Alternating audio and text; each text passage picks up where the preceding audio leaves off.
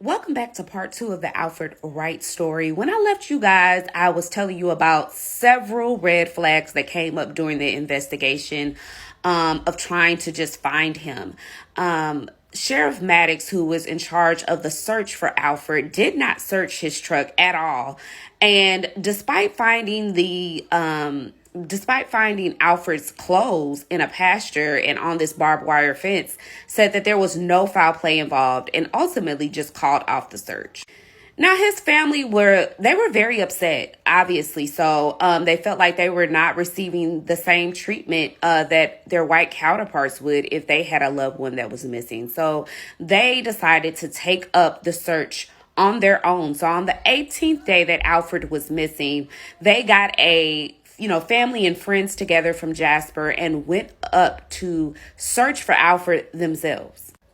Not only did they search the official site where the police were searching, but adjacent to that particular site, there was a private property there where a lot of people went to go hunt during deer season.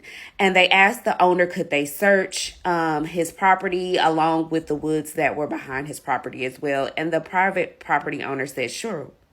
Just 3 short hours after searching, they actually found a body in the woods, and the winds were blowing very hard that day. And the guy who initially found the body said you could smell the smell of death and decay in the air.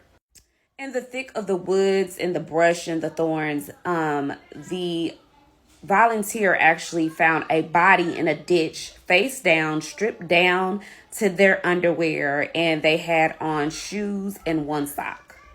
The body was ashy gray. It was discolored. The body only had 1 ear. Now, immediately, the volunteer called on the walkie-talkie to let the other volunteers know that they found a body. And Reverend Wright, which was Alfred Wright's father, came and saw the angel wing tattoo on the body and identified it as Alfred Wright's body. And he said several times, "They killed my boy. They killed my boy." Now, where they found Alfred's body, it was surrounded by young trees and bushes, and it was a clearing, a path that was just one way out. And it was actually the pasture in which they found his clothes. The police officers found his clothes.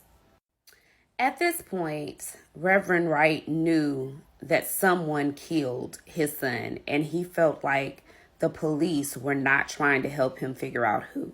Stay tuned for part 3 to find out why.